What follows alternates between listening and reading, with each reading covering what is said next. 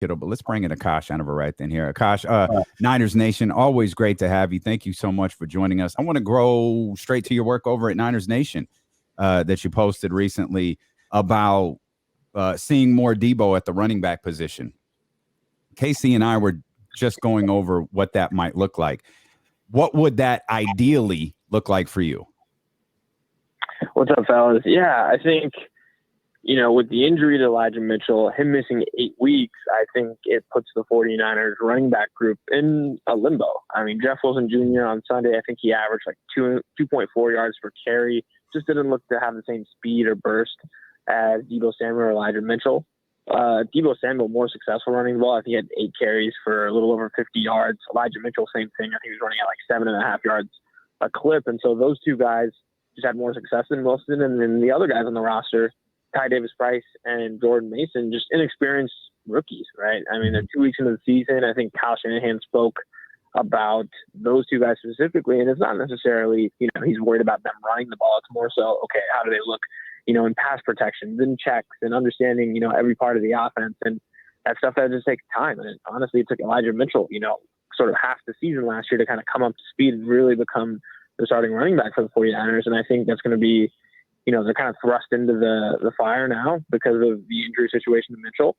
And me personally, I think Deebo Samuel should get sort of the lion's share of the carries until those guys kind of come up to speed and really just become familiar with the offense. And, in terms of volume of carries, I think that looks somewhere from like 8 to 10 carries. I'm not saying, just playing primarily at running back like you would a Jonathan Taylor or a Saquon Barkley, but, giving him, a good amount of touches just because he's so dynamic with the ball. He's just got, an extra gear that we haven't seen yet from the 49ers running backs this season. That I just think that's their path to success. And especially now that they're down 0-1 and they're kind of in the situation, I think you just got to play your best guys, put them in spots to succeed. And I think that's putting Deebo in the backfield.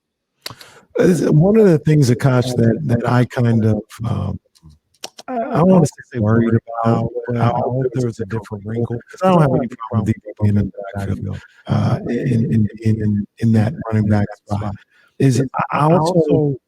I didn't want them to be one-dimensional or predictable with how the play calling when Deebo was back there. Because right now it feels like if Deebo's in the backfield, we don't know who's supposed to run to Deebo. And I'm not saying like play action where he's a blocker, because I don't know if I'm going to put him in that situation. But what about having Deebo in the backfield and then using him as a pass catcher out of the backfield? Like, I think that would be a great wrinkle to have him accurate. But I'd be a little concerned if it was just every time Deebo was back there, we all know it was a running play. It seems like that'd be hard to run against after a while. No, I completely agree. And I think there's a schematic advantage to using Deebo as a running back. And, say, the formation calls for 3 wide receivers, one of them being Deebo Samuel, you'd expect the defense to play a nickel defense or have 3 corners out there and 2 linebackers. And now what do you do? All of a sudden you motion Deebo Samuel back into the backfield, and all of a sudden he's running against a lighter box. He's just a more physical, heavier set runner, and that's advantage offense. And I thought we saw a couple plays where I think they had Deebo Samuel in the backfield with Elijah Mitchell, and it was like a triple option speed option play where I think they faked the handoff to Deebo, and then they had Trey Lance running out to the edge with an option to pitch it to Elijah Mitchell. So we already saw one wrinkle off of it. And I think, Kyle Shanahan is the master of, all of the disguise, right? Giving you all the eye candy in the backfield and setting you up for another play. So I'm sure he's got wrinkles off of it. I don't think it's just as simple as, they've got Deebo in the backfield, they're going to run it. I just think now with Trey Lance, who's also a running threat, I just think there's a lot of plays that they can run off of it. Akash, if it's not Deebo, who the hell is it? Running the ball, I think Jeff Wilson's going to get another shot. Wait a minute. Like, how much more of this do we need to watch with Jeff Wilson? He's solid. He's a solid running back. I think Kyle Shanahan trusts his sort of veteran running back in those spots, right? And ultimately, we'll see what it lends to. But he mentioned it the other day. I think all these running backs are going to get opportunities, whether it's Marlon Mack, who, is coming off of the Achilles injury. So who knows kind of what his speed and burst look like, even though he's a proven running back in this league. And then the young guys, they're going to get shots as well. And I think now it's just a matter of seeing who kind of separates themselves from the rest of the group. And it was a very similar situation last year. Elijah Mitchell seemed to come away and prove himself and earn that starting job. And we'll find out if there's a rookie on this roster that can do the same. If Kyle likes veteran running backs, he needs to stop drafting running backs in the third round. That's a good point. I'm over Jeff Wilson. I like Jeff Wilson. I'm just like, can we at least see Ty Davis Price? Ty Davis Price was in shorts and t-shirt last week. Oh, yeah, it wasn't even active. Like, and the crazy thing about that too is wasn't Jordan Mason, was he active last week? Jordan Mason was active last week, and I think that had more to do with special teams, right? I don't think he took an offensive snap, but Jordan Mason probably in training camp and preseason has played more on special teams than Ty Davis Price has. So I think Ty Davis Price might be higher on the running back depth chart, but lower on the special teams depth chart. And so it's the same situation with Danny Graham, Malik Turner. So I don't think it's an indictment of what the 49ers think of him as a runner. Do you have any thoughts about the Marlon Mack signing? Like, because I kind of envision a world and a scenario where week 5, we're sitting here like Marlon Mack with another 100-yard performance. The Niners just got him off the scrap heap, and here he is, RB1 for the. Like I can see that happening. Do you think he plays it all this week? I don't know if he plays this week.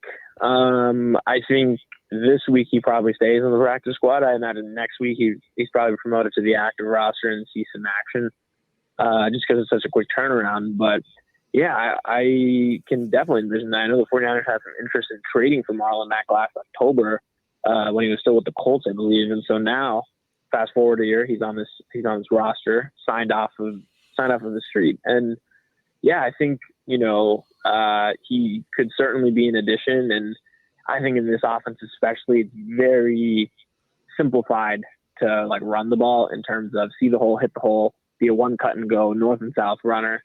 And so I have a feeling Marlon Mack's running style fits that. And so, yeah, it's just a matter of let's see what he looks like post Achilles injury.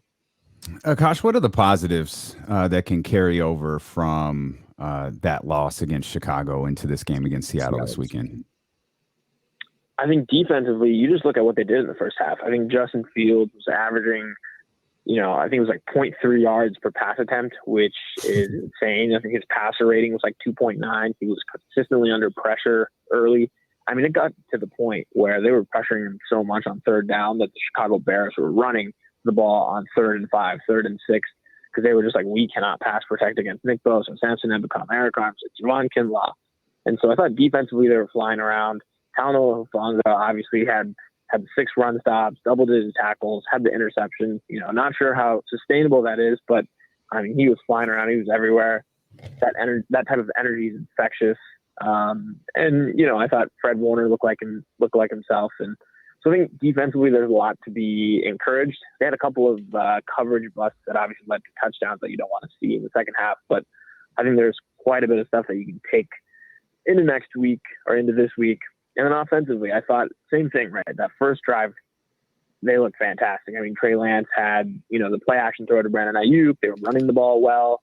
Kyle Shanahan's play calling looked great. He was throwing, his usual like left jab, right jab, and he was coming at you. And it looked like the 49ers offense we're used to seeing. And obviously the Deebo Samuel fumble kind of prevented them from scoring that drive. But I think there are quite a bit of positives. I thought Trey Lance looked okay. He had some good throws. He had some bad misses, and which is kind of what you expect, right? It's his 3rd ever start. He's 22 years old. Just give it some time. I think there's, the potential there. So I think quite a bit of positives to take away from that performance.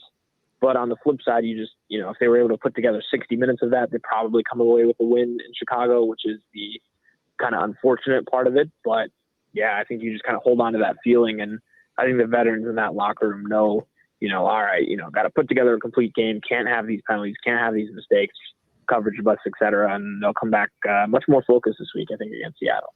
Yeah, let's go to Seattle a little bit, man. And I think this game falls just short of must win because I don't see it as being that, but it's probably one notch below that. Like it's a big game, man. They got to find a way to beat a Seattle team that, regardless of what I saw on Monday, I feel they should beat.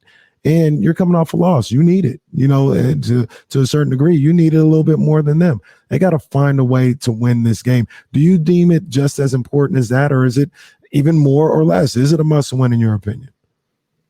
100%. It feels as must win as you can get for a September game, just because they're coming off of a loss 0-1 against a team that they were favored by 7 points. Most of us were picking them to win. And then they lose that game. And then, the next 2 games you look on the schedule, they played at Denver on Sunday Night Football. They got the Rams at home on Monday Night Football. So 2 tough, playoff level teams. And so these are the games you have to bank and win. And so I think the 49ers are a more talented team on both sides of the ball. I think given the fact that they're coming off of a loss, they're going to, feel the pressure and the urgency to win this game.